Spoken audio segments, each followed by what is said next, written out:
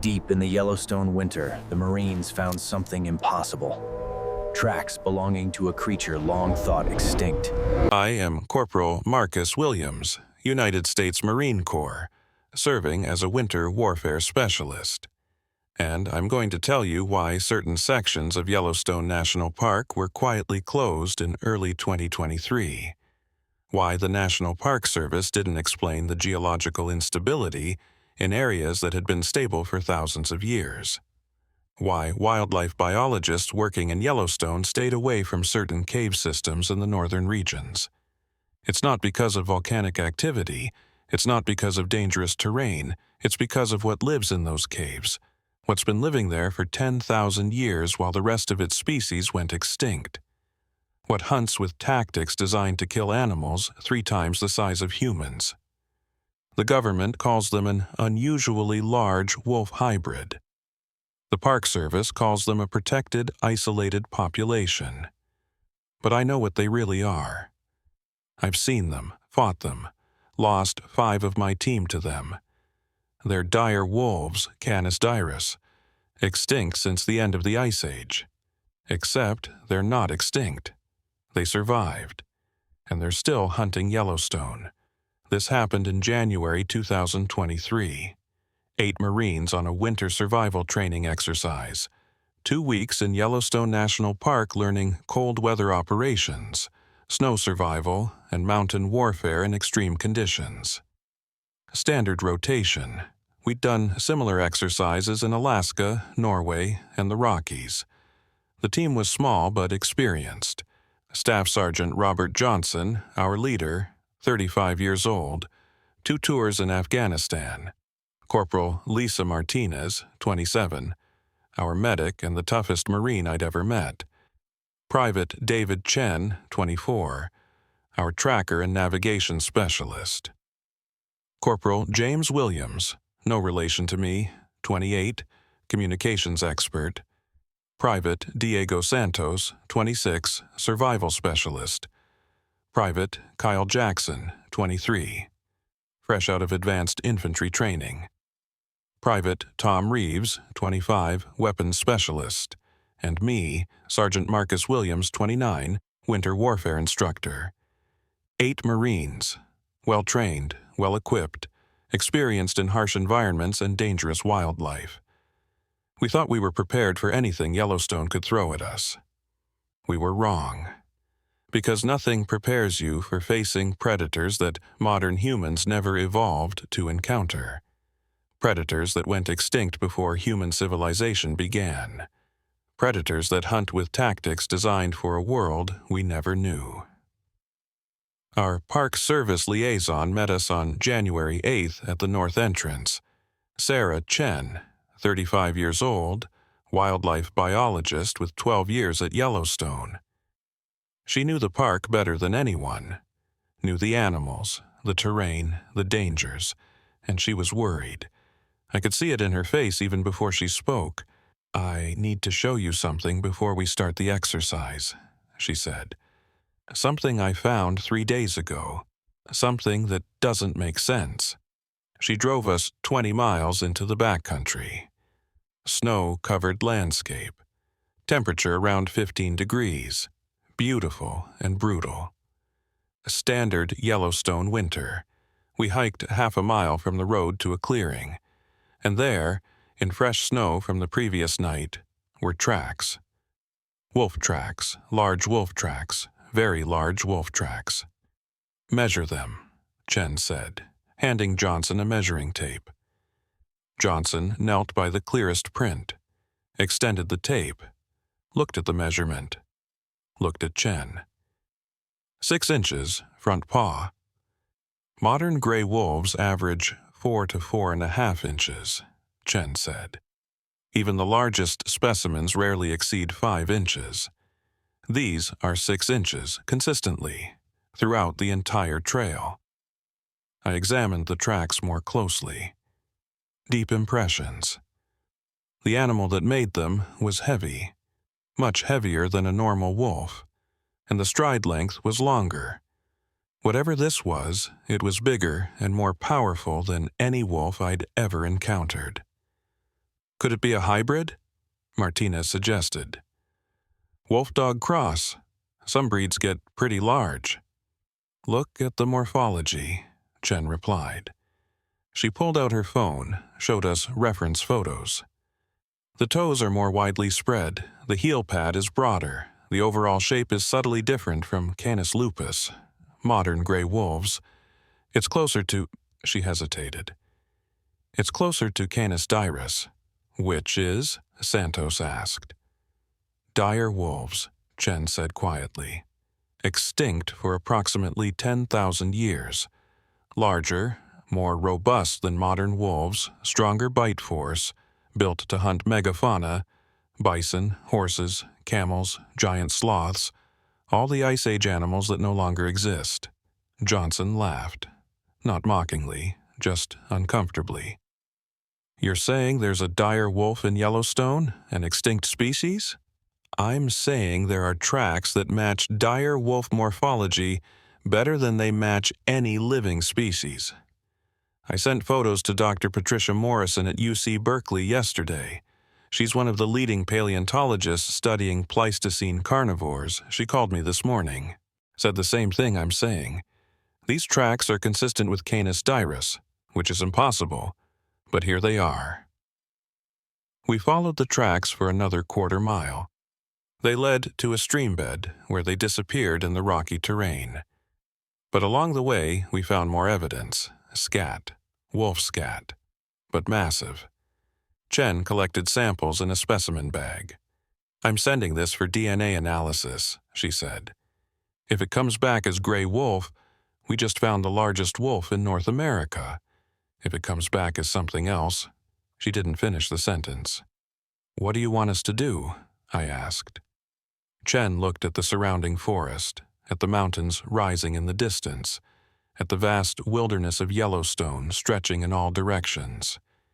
Be careful, she said.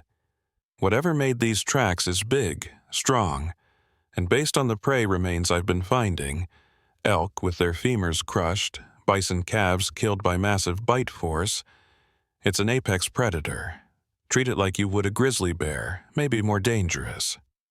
We started our training exercise that afternoon. Set up base camp in a valley about 5 miles from where we'd seen the tracks. The plan was simple. 2 weeks of winter survival training. Learning to operate in extreme cold, build shelters, navigate in whiteout conditions, conduct tactical operations in snow and ice. Standard training, nothing we hadn't done before. But that first night, I heard something that made the hair on my neck stand up. Howling wolf howls, but deeper than any wolf I'd ever heard. More resonant, more powerful. Like the difference between a dog barking and a lion roaring. Same basic sound, but with an underlying power that hit you in the chest. Chen was camping with us. Park Service protocol when Marines trained in Yellowstone. She heard it too, sat up in her tent, came out to the fire where I was on watch. Did you hear that? She asked. Yeah, wolves, but they sound different. Deeper vocalization suggests larger chest cavity, more lung capacity. An animal that size shouldn't exist in the wolf family, not in the last 10,000 years. We listened to more howls throughout the night. Multiple wolves, a pack, communicating across the valley, and every howl had that same deep, powerful quality that normal wolves lacked. In the morning, we found tracks circling our camp, the same massive 6-inch prints Chen had shown us the day before. The pack had come close, within 50 yards, during the night, observed us, studied us, then moved on without attacking. They were checking us out, Chen said, seeing what we are, whether we're prey or competition or something to avoid. And what did they decide? Johnson asked. Chen looked at the tracks, at the way they circled the camp in a clear pattern, at the evidence of multiple animals. She counted at least 8 sets of prints. I don't know, she admitted, but whatever they are, there's a pack of them, 8 or more. All that size. All working together, day 2, we conducted navigation training, moving through heavy snow, using map and compass, learning to read terrain in whiteout conditions. Basic stuff, but essential for winter warfare. Around 1,400 hours, Chen called out. Over here, you need to see this. We gathered around what she'd found. An elk carcass, recent kill, maybe 12 hours old, and the way it had been killed was disturbing. The elk's rear leg was destroyed, not bitten off, crushed. The femur, the strongest bone in the elk's body, had been shattered by massive bite force. The animal had been brought down by damaging its mobility. Then the pack had killed it with bites to the neck and throat. That's hamstringing, Chen said. It's a hunting technique used on large prey. You disable the rear legs first, bring the animal down, then kill it. Lions do it, hyenas do it, and dire wolves did it. It's documented in fossil evidence. They'd hamstring bison and horses, animals much larger than themselves. Santos examined the bite marks. The jaw that did this was huge. Look at the spacing. Look at the depth. This isn't a normal wolf. Chen took measurements, photographs, collected tissue samples from the bite wounds. I'm documenting everything. This kill pattern is consistent with prehistoric predation methods, methods that modern wolves don't typically use because their prey is smaller. They don't need to hamstring a deer. But if you're hunting something the size of a bison, she paused. If you're a dire wolf hunting the way your species hunted for hundreds of thousands of years. That afternoon, we saw them.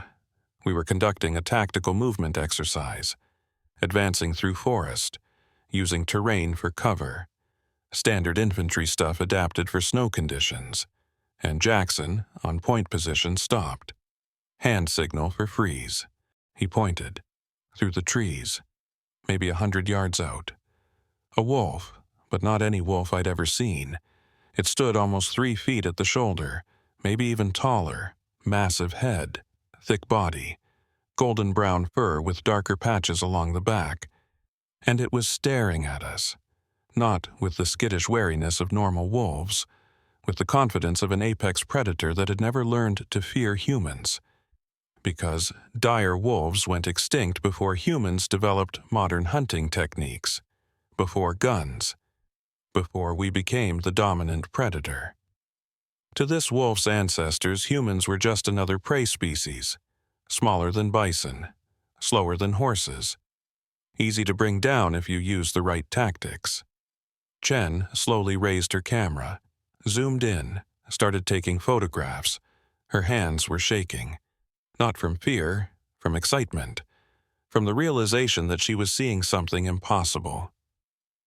The wolf watched us for maybe 30 seconds, then turned and disappeared into the forest, moving with a power and grace that was mesmerizing and terrifying. "Did you see the bone structure?" Chen whispered. "The skull shape? The body proportions? That wasn't Canis lupus, that was Canis dirus. I'd stake my career on it." "How is that possible?" Martinez asked. "They've been extinct for 10,000 years. I don't know, but Yellowstone has hundreds of caves, volcanic caves that go deep into the mountains. Stable temperatures year-round, protected from the climate changes that killed most megafauna.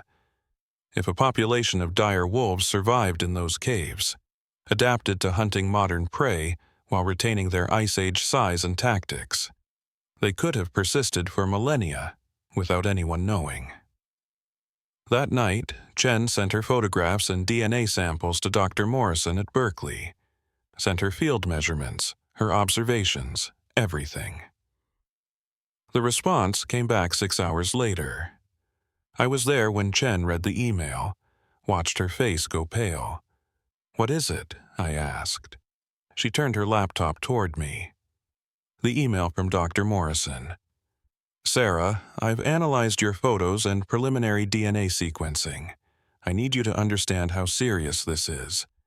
The morphological characteristics match Canis dirus within a 98% confidence interval. The DNA shows 99.2% similarity to dire wolf fossil specimens. This should not exist.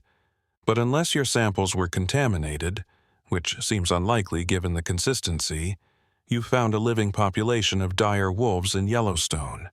This changes everything we know about extinction, survival, and Pleistocene fauna. Do not publicize this yet. Contact me immediately. We need to involve the Park Service at the highest levels, and possibly federal wildlife authorities. This is beyond unprecedented. Chen looked at me. They're real. They survived. For 10,000 years, they survived in Yellowstone, and we're training in their territory. Do we pull out? I asked. I need to call my supervisor, get guidance, but Marcus, she hesitated. These animals have been hunting successfully for 10,000 years. They've perfected pack tactics designed to kill animals much larger than us. If they decide we're prey, she didn't have to finish. I understood. We were 8 humans in the territory of apex predators from the Ice Age. Predators that had never learned to fear us. Predators that hunted with tactics modern humans had never encountered. And based on those tracks circling our camp, based on that elk with its leg crushed, based on the way that wolf had stared at us with no fear, they were already deciding whether we were worth hunting. The next day, we got our answer. Day 3 of our training exercise. Chen had spent the night on satellite calls with her Park Service supervisors and Dr. Morrison at Berkeley. The preliminary DNA results were being fast-tracked through multiple labs. Everyone wanted confirmation of what seemed impossible, living dire wolves in Yellowstone. But confirmation would come too late for 3 of my teammates. Johnson called a team meeting at 0700. Chen's bosses are sending a specialized wildlife team. They'll be here in 3 days. Until then, we're modifying our exercise. No more dispersed operations. We stay together. We stay armed. And we treat this like we're in hostile territory with an unknown enemy force. You really think they're that dangerous? Santos asked. Chen pulled up images on her laptop. Fossil evidence. Dire wolf skeletons next to modern wolf skeletons. The difference was startling. Canis Dirus was built for power, not speed.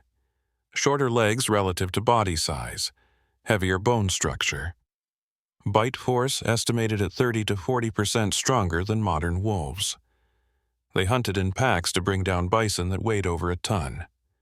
Prehistoric horses. Camels the size of modern cattle. If they've survived, they've retained those adaptations, those instincts, those tactics. She showed another image.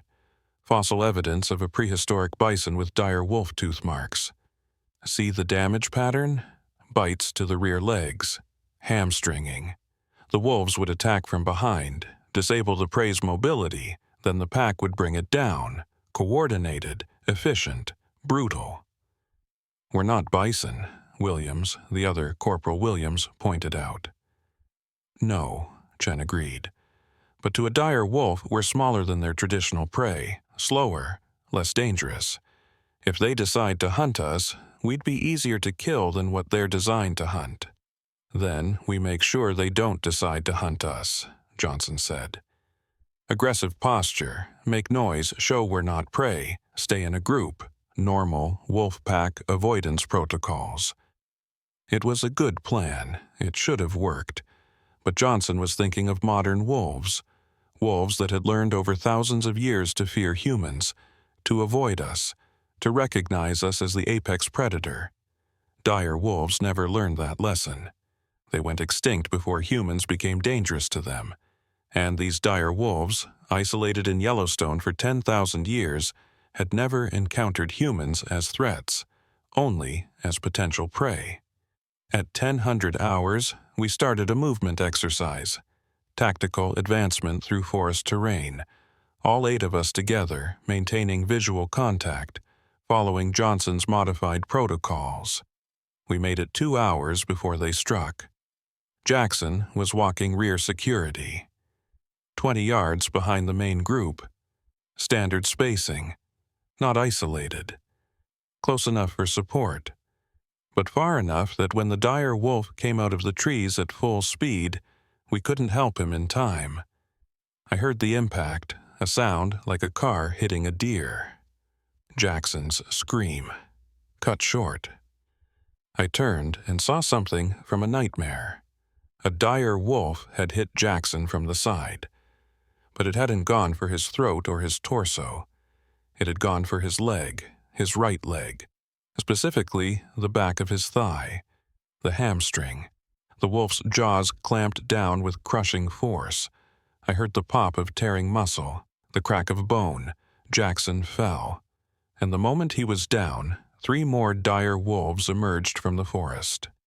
They swarmed him, not frenzied, coordinated, efficient.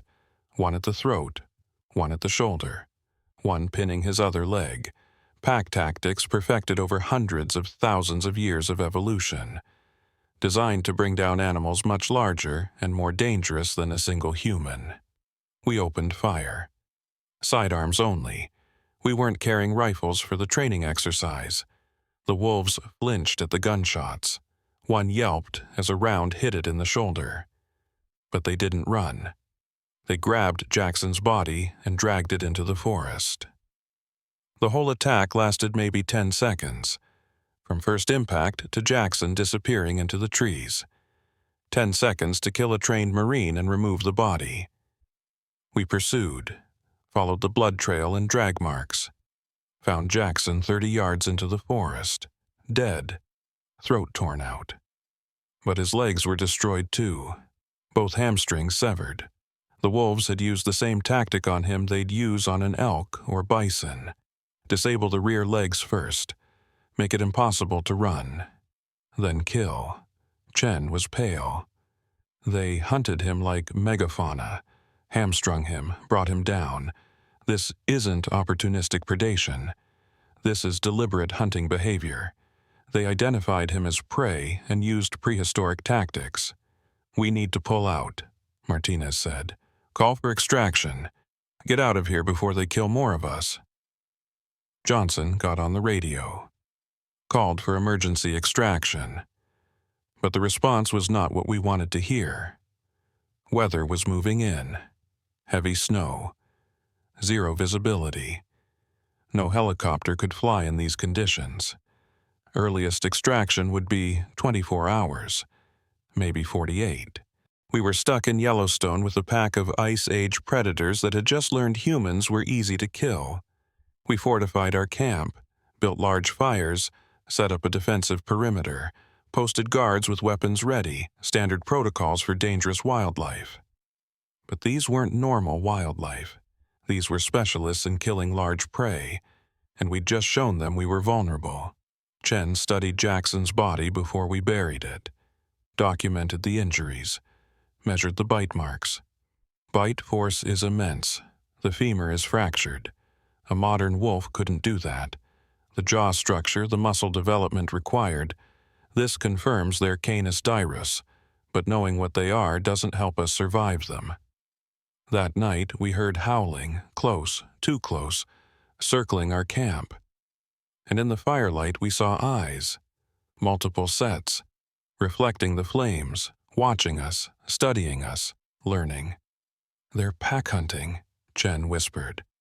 "They're coordinating, testing our defenses, looking for weakness. This is exactly what they do before hunting bison. Observe, wait, find the right moment to strike." Morning came. The wolves were gone, but tracks surrounded the camp.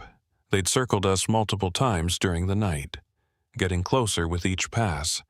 By dawn, the nearest tracks were only 20 yards from our tents. "We need to move," Johnson decided. "Get to higher ground. Open terrain where we can see them coming. Waiting here makes us sitting ducks." At 0900 we packed up and started moving. 7 Marines and Chen, heading toward a ridge 3 miles away where we'd have better visibility and defensive position. We made it 1 mile before the pack attacked again. This time they used a different tactic, not an ambush, a persistent hunt. Corporal Williams, the communications specialist, was carrying the heaviest pack.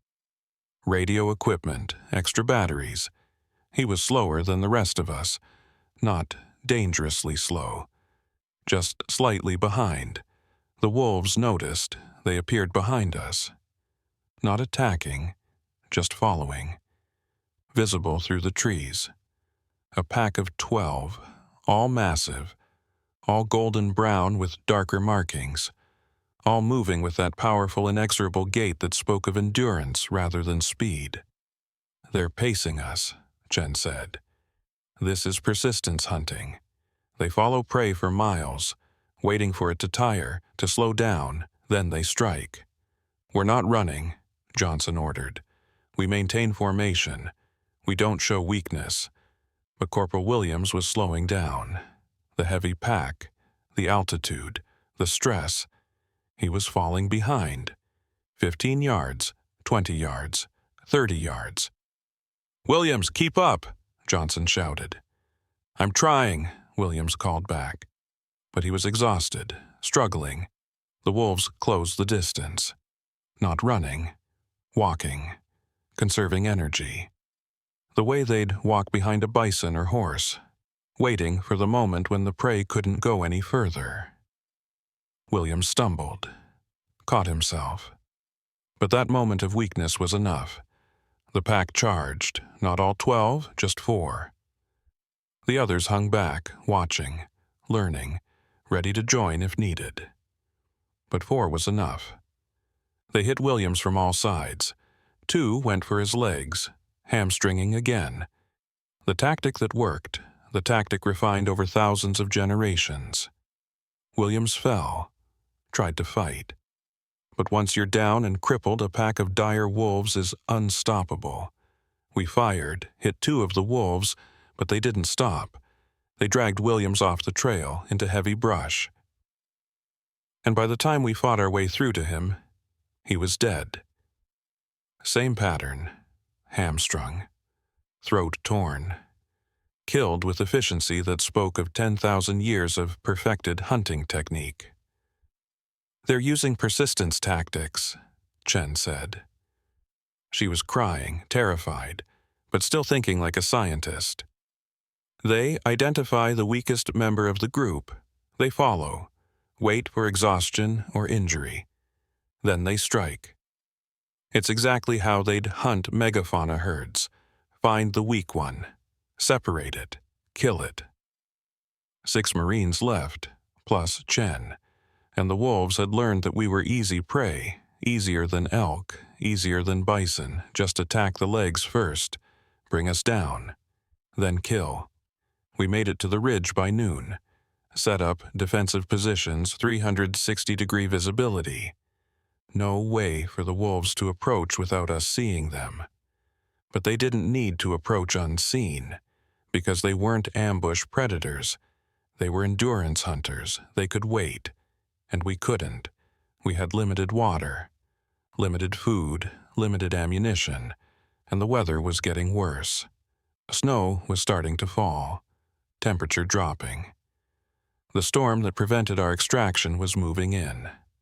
"Extraction in 12 hours, Johnson said, checking his radio.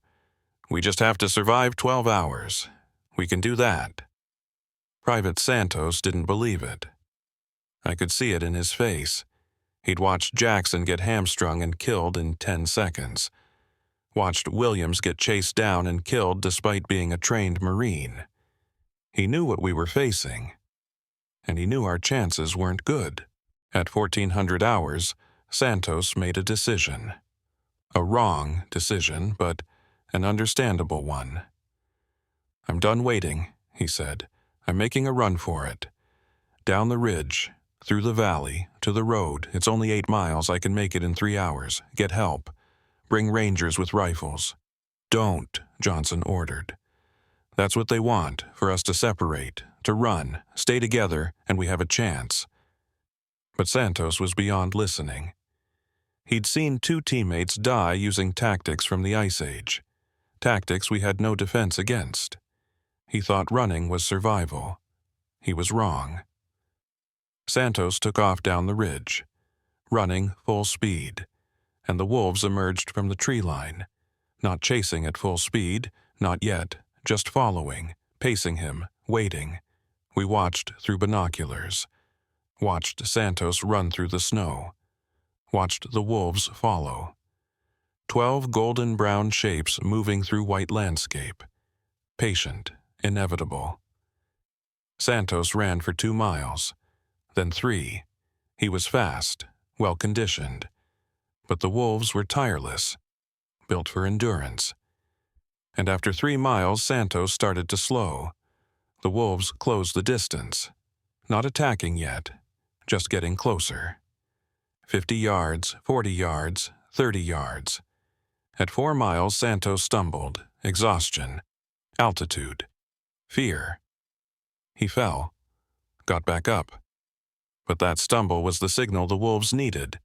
They attacked from all directions. We were too far away to see details, but through the binoculars I saw Santos go down. Saw the pack swarm him. Saw movement for maybe 30 seconds. Then the wolves scattered. Mission accomplished. They'd used the same tactic again.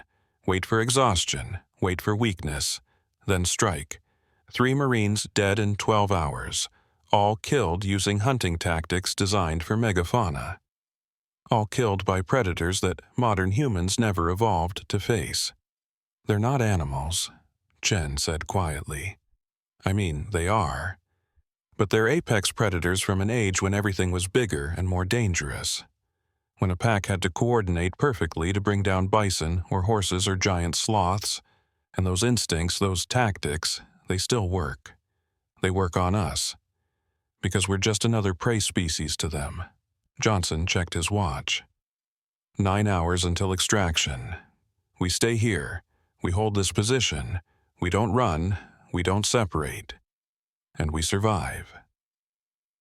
But I could see it in everyone's faces. We'd lost 3 teammates to predators from 10,000 years ago. Predators that hunted with tactics we couldn't counter. And there were still 9 hours before the helicopter could reach us. 9 hours with a pack of dire wolves that had just learned how easy humans were to kill. We held the ridge for 8 hours. 5 Marines and Chen. Backs to a rock formation. Fires burning on all sides. Weapons ready. Watching the tree line where 12 dire wolves waited.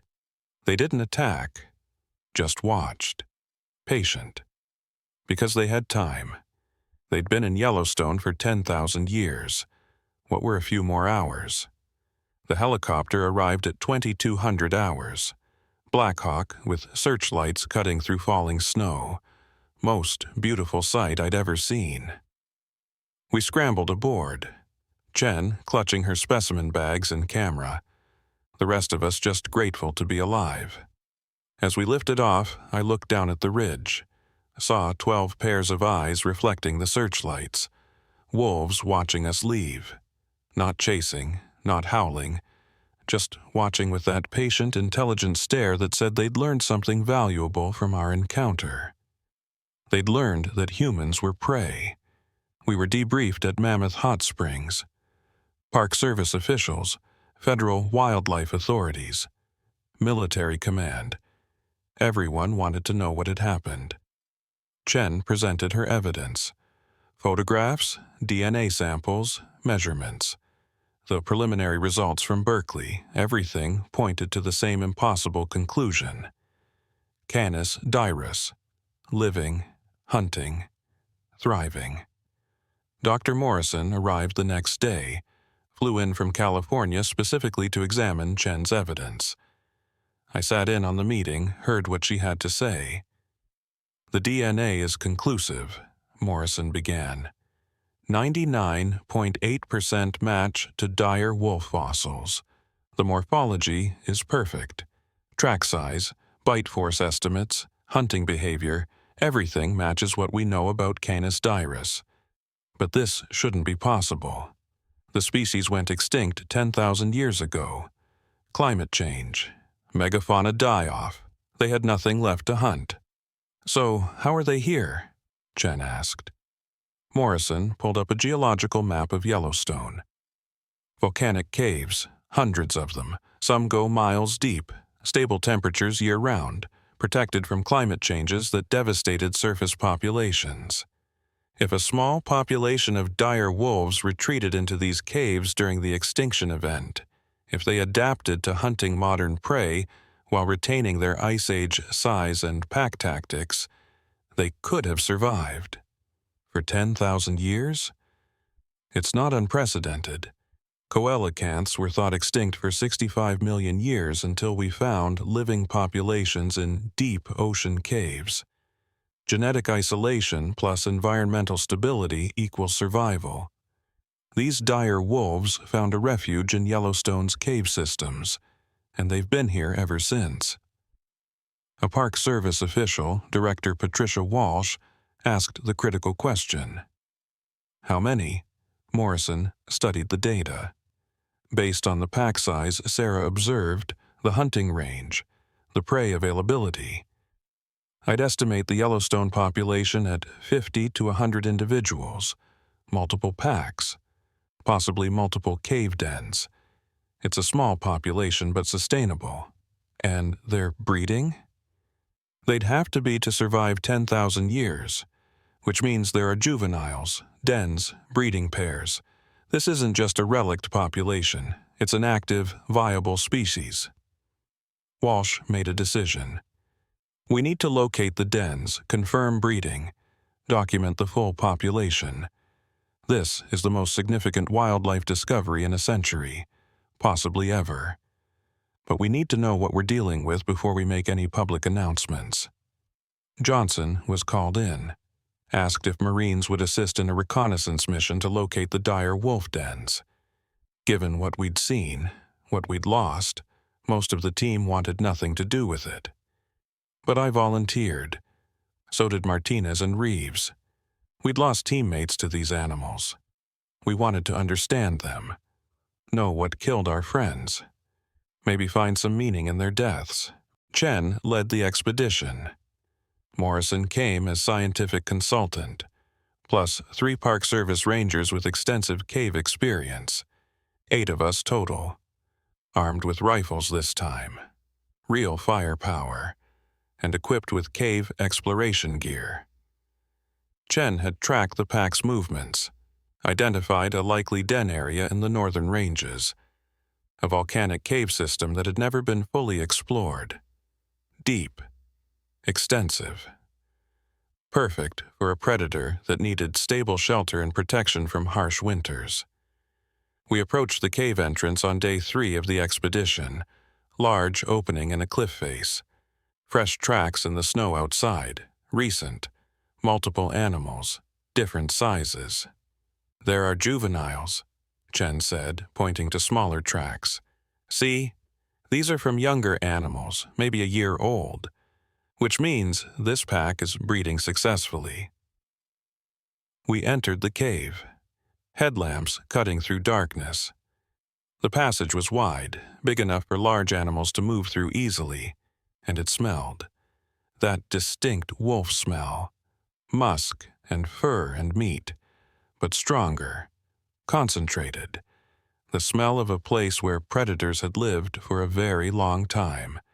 50 yards in, we found the first kill site. Deer remains, stripped clean. Bones cracked open for marrow. Efficient. Nothing wasted. The way apex predators feed. 100 yards in, the passage split, left and right. Chen checked both directions. Fresh tracks go left, older tracks go right. I think the den is to the left. We check right first, I decided. Clear the back areas before we approach the active den. Standard tactical procedure. We went right, down a passage that descended deeper into the cave system. Temperature was stable. Maybe 50 degrees, warm enough that wolves could den here year-round without freezing. The passage opened into a chamber. Large space, maybe 40 feet across, and filled with bones, not a few bones, hundreds, thousands. Deer, elk, bison, scattered across the floor in layers. Some fresh, some ancient, some so old they crumbled to dust when we touched them. This is decades of kills, Morrison said. She was examining the bone layers with scientific fascination. Maybe centuries, maybe millennia. This pack, or their ancestors, have been using this cave system for a very, very long time. We found more evidence as we explored. Scratch marks on cave walls, den beds worn smooth by generations of wolves, and in one alcove, something that made my blood run cold. Human remains. Not recent, very old, pre-colonial, possibly Native American based on the artifacts nearby. The bones showed dire wolf tooth marks. Someone had come into this cave a long time ago, and the wolves had killed them, defended their territory. They've been here for 10,000 years, Chen said quietly, hidden in these caves, hunting, breeding, surviving. While the rest of their species went extinct, this population persisted, cut off from the world, unknown, until we came along and invaded their territory. We returned to the main passage, headed left toward the active den, moving carefully, weapons ready. We knew what these animals could do, knew how they hunted, but we needed confirmation of breeding, needed to see juveniles, needed proof this wasn't just one pack, but a sustainable population. The passage curved, descended, and we heard sounds ahead, whining, high-pitched, the sound of pups. "There are young," Martinez whispered. "Multiple, in the den chamber." We approached carefully. The passage opened into a massive chamber, natural skylights letting in dim sunlight from cracks in the rock above. And in the center of the chamber, a den. 4 juvenile dire wolves, maybe 8 months old. Already the size of large modern wolves, but with the heavier bone structure and broader heads of their species. Playing. Wrestling. Behaving like puppies, except each one weighed over 100 pounds. And watching them from the shadows, 2 massive adult dire wolves. Larger than any we'd seen. Probably the breeding pair. The alpha male and female, guardians of the next generation. "They're beautiful," Morrison breathed. "Look at them. Living dire wolves, breeding successfully. This changes everything we know about extinction, evolution, survival strategies." That's when the pups noticed us. They stopped playing, stared, and made that same high whining sound. An alarm call, the adults responded instantly. The male charged from the left, the female from the right. Not hamstringing tactics this time. This was den defense, all-out assault to protect their young. Reeves fired, hit the male in the shoulder, barely slowed it. These animals were built to fight wounded, built to keep hunting even with injuries that would drop a modern wolf. The male hit Reeves at full speed, 300 pounds of prehistoric predator. They went down together. I fired 3 rounds into the wolf's chest. Finally brought it down. But not before it had torn Reeves' throat out. Instinctive kill bite, protective parent defending its young. The female was faster, smarter. She didn't charge head-on. She flanked, came at Jackson from the side, used those megafauna tactics even in close quarters, bit his leg, hamstrung him. Then went for the kill while he was down. Martinez shot her, multiple rounds, but the female had already killed Jackson. 2 Marines dead in 15 seconds because we'd entered the den of protective parents. The juveniles fled, disappeared deeper into the cave system, and the 2 dead adults lay in their den, massive, powerful, beautiful in a terrible way. Chen was devastated, not just by the Marines' deaths, by what we'd done. We killed them. They were just protecting their young, doing what any parent would do, and we killed them. They killed 2 of our people, I countered, but I felt the weight too. We'd invaded their home, their den, the place where they'd lived for thousands of years. and we'd killed the breeding pair. Morrison examined the adults. Male is approximately 320 pounds. Female is 280, both in prime condition. Both show signs of previous injuries, healed fractures, scarring. These animals have been hunting successfully for years, and those juveniles, if they survive to breeding age, they'll continue the population. We documented everything, photographed the den, measured the adults, collected tissue samples. Then we left that chamber, left the bodies where they fell, because moving them felt wrong. They died defending their territory, their young, their species' last refuge. We emerged from the cave system as the sun was setting. 3 Marines, Chen, Morrison, and 3 Park Service Rangers.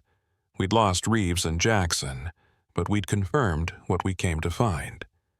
Dire wolves weren't extinct. They'd survived in Yellowstone's caves for 10,000 years. They were breeding, thriving, and they weren't going anywhere. Walsh met us at base camp, listened to our report, studied the evidence, then made a call to Washington, D.C. What happened next was above my pay grade. Federal officials, wildlife authorities, national security consultations. The weight of discovering a supposedly extinct Ice Age predator actively breeding in America's most famous national park. The decision came down 48 hours later. No public announcement, no scientific papers, no acknowledgement that dire wolves existed in Yellowstone, because the consequences of that announcement would be catastrophic. Yellowstone receives 4 million visitors annually. The park generates billions in tourism revenue. If people knew there were Ice Age predators hunting the backcountry, predators that saw humans as prey, that killed using tactics we couldn't counter, tourism would collapse. The park might have to close. So instead, we got the cover-up, the official lie. Sections of the park were quietly closed. Geological instability in the northern ranges. Sensitive wildlife breeding areas in the cave systems. Research-only access to the backcountry where the dire wolves hunted. The DNA results were classified. The photographs were sealed. Chen and Morrison were offered consulting positions that came with non-disclosure agreements. The 3 surviving Marines, Martinez, Chen, and me, were transferred to different bases, kept separated, given very clear instructions about what we could and couldn't discuss. The official story for Jackson, Reeves, Santos, Williams, and Johnson's deaths: wildlife attack, large wolf pack, tragic, unavoidable, nothing more. But the truth is that dire wolves never went extinct. They just found a refuge where humans never looked. And they've been there all along. Hunting, breeding, surviving. And they're still there, still in those caves, still using tactics perfected over hundreds of thousands of years, still teaching each generation how to hunt prey, including humans. I think about those 4 juveniles that escaped when we killed their parents. They'd be adults now, breeding age, teaching their own young how to hunt, how to hamstring large prey, how to use persistence tactics, how to coordinate as a pack. And I wonder how many more packs there are, how many caves we haven't explored, how many dire wolves are still out there in Yellowstone's vast wilderness, hidden, unknown, hunting. The Park Service knows. Rangers who work in the restricted areas know. Scientists with proper clearance know. But the public doesn't, can't, because the truth would change too much. So when you visit Yellowstone, you'll see the closed areas, the restricted zones, the trails marked dangerous for vague reasons. And you'll think it's just standard Park Service caution. But now you know the truth. You know what's really in those caves, what's really hunting in the backcountry, what's really being protected by all those restrictions. Dire wolves, Canis dirus, extinct for 10,000 years everywhere else in the world.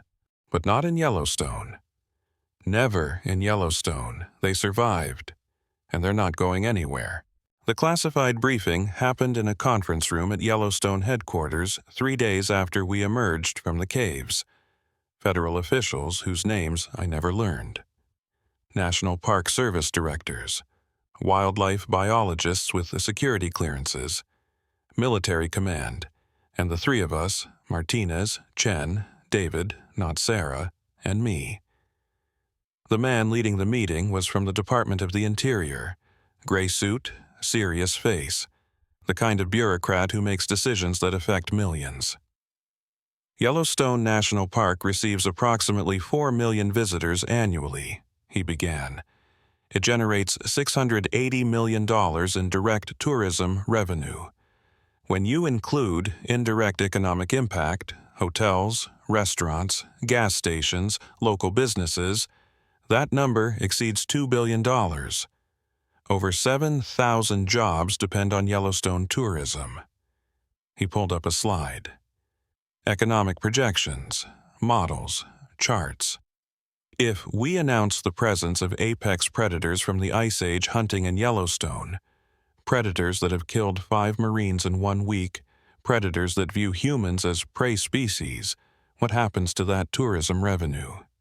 Sarah Chen answered. It collapses. People won't come. Families with children definitely won't come. Insurance companies might refuse to cover park operations. We'd have to close huge sections, maybe close the entire park. Exactly, which means 7,000 people lose their jobs. Local economies collapse, and we lose one of America's most iconic national treasures. All because we announced that something people believed was extinct for 10,000 years is actually alive and hunting. So, we lie? Martinez said. We pretend 5 Marines didn't die? We pretend dire wolves don't exist? We protect the public, the bureaucrat replied. From panic, from economic disaster, from unnecessary fear. Yes, there are dire wolves in Yellowstone. Dr. Morrison's DNA analysis is conclusive. 99.8% match to Canis Dirus fossils. But there's a difference between scientific truth and public knowledge. Sometimes the public doesn't need to know everything. What about the families? I asked. The families of Johnson, Williams, Santos, Jackson, Reeves, don't they deserve the truth? They'll receive the truth that matters. Their sons and daughters died in the line of duty, killed by dangerous wildlife during a training exercise. Tragic, honorable. That truth doesn't change whether we call it large wolves or dire wolves. The grief is the same. The honor is the same.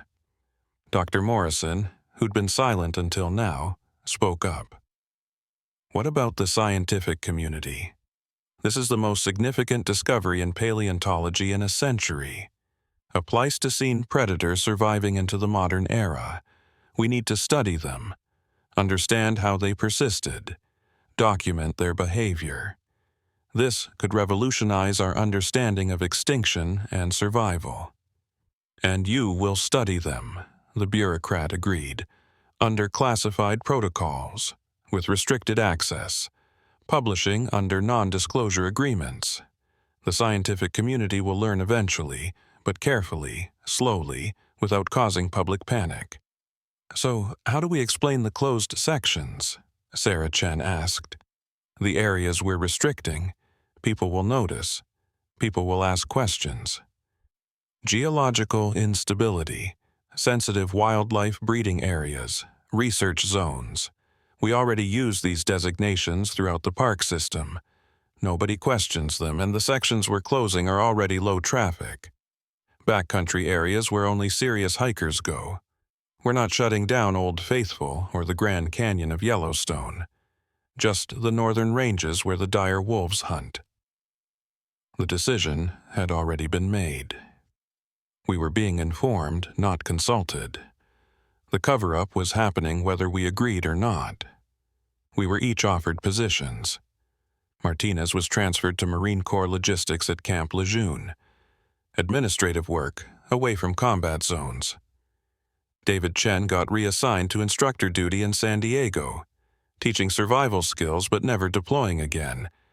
And I was offered a position at the Marine Corps Mountain Warfare Training Center in California, training Marines for cold weather operations, but never in Yellowstone, never where dire wolves hunted.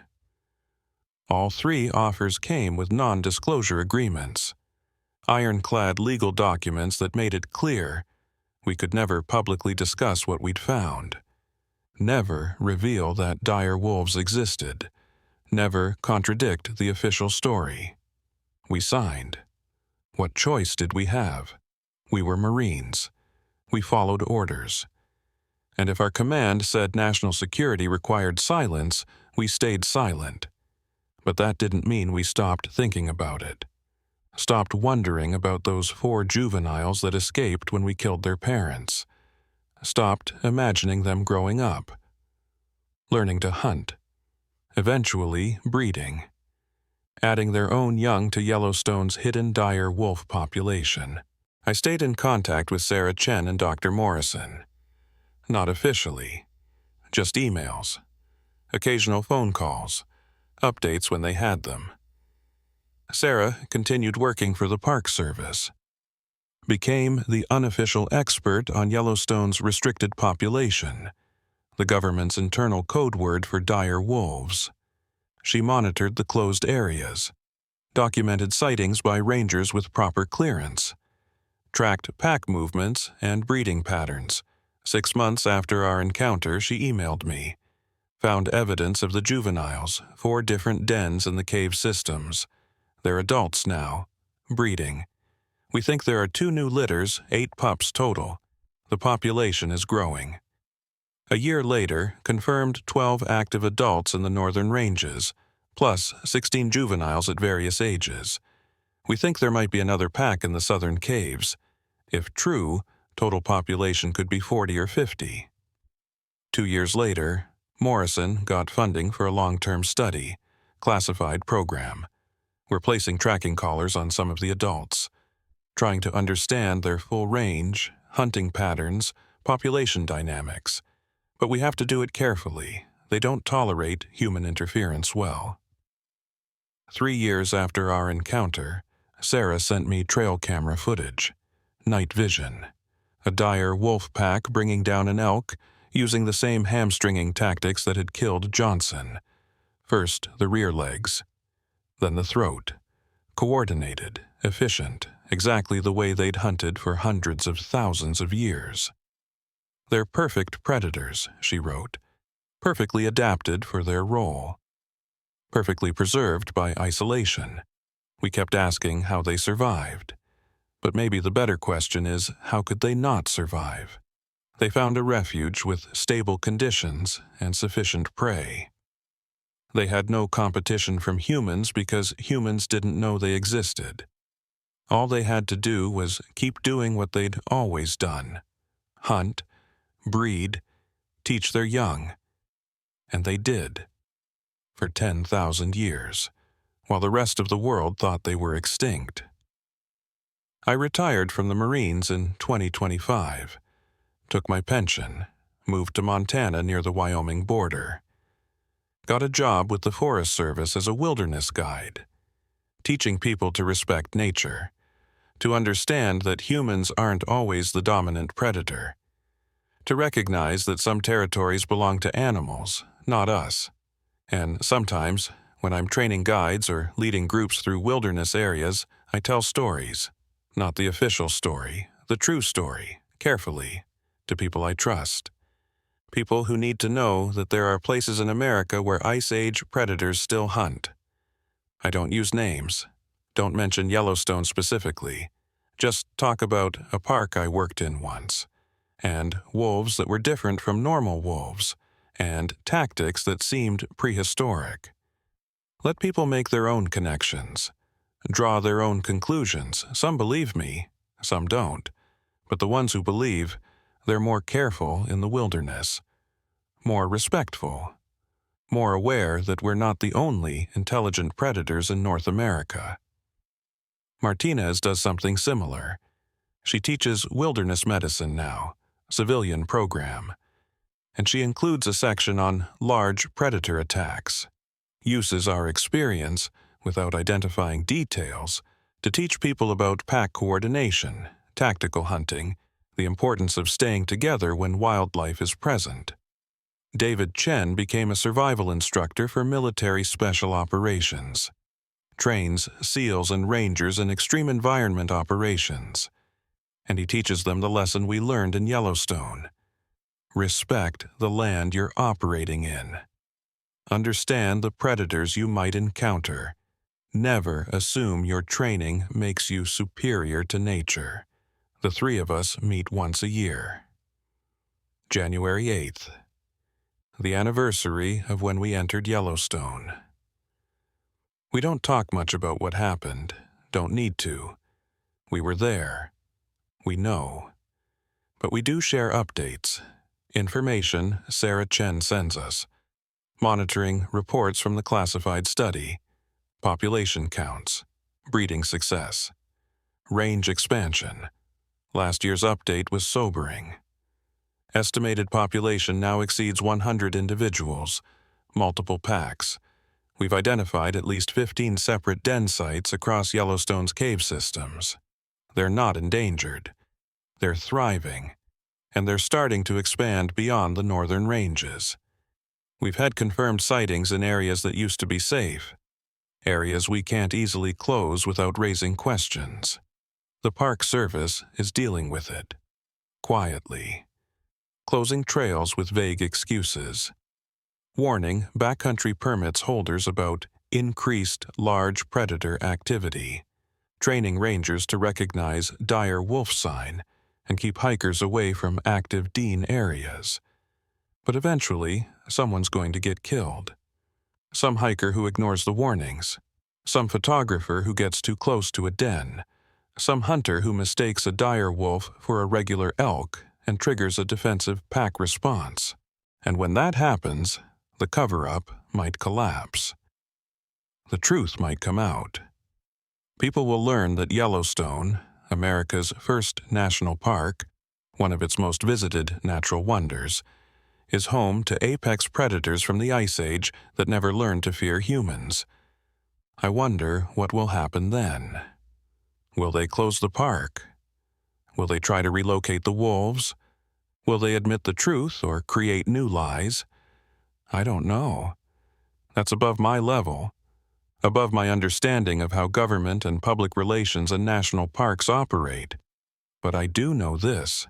Those dire wolves have been in Yellowstone for 10,000 years.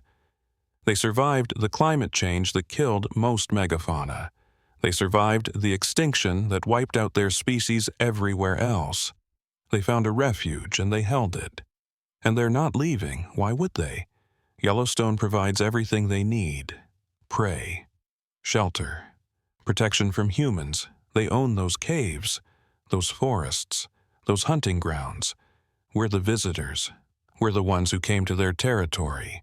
And if we're not careful, if we don't respect the boundaries, if we don't acknowledge that some places belong to predators who predate human civilization, we'll learn the same lesson Johnson and Williams and Santos and Jackson and Reeves learned. We're not the apex predator everywhere. We're not the dominant species in every environment. And sometimes, when we enter territories that belong to creatures older and more specialized than us, we become prey. 5 good Marines learned that lesson with their lives. 5 families received folded flags and official condolences and a story about large wolf attacks that was technically true, but fundamentally misleading. And somewhere in Yellowstone's northern ranges, in caves that wind deep into volcanic rock, dire wolves are teaching their pups to hunt, to hamstring, to coordinate, to use tactics perfected over hundreds of thousands of years. Those pups will grow up, breed, teach their own young. The population will continue to grow, and someday, maybe soon, maybe decades from now, the secret will be too big to contain. Until then, if you visit Yellowstone, pay attention to the closed areas. The trails marked dangerous for reasons the Park Service doesn't fully explain. The sections where even experienced hikers are turned back by rangers who seem unusually serious about the restrictions. Because those areas are closed for a reason. A very good reason. A reason that has 6-inch paw prints and golden brown fur and hunting tactics designed to kill animals much larger than humans. The dire wolves are real. They never went extinct. They just found a place to hide, a place to survive, a place where they could continue being the apex predators they'd always been. And they're still there, still hunting, still breeding, still teaching each generation the ancient ways. Because some species don't go extinct. Some species just wait, adapt, persist, survive in places humans don't look, in caves we don't explore, in territories we mark closed without fully understanding why. The Pleistocene didn't end in Yellowstone. It just went underground.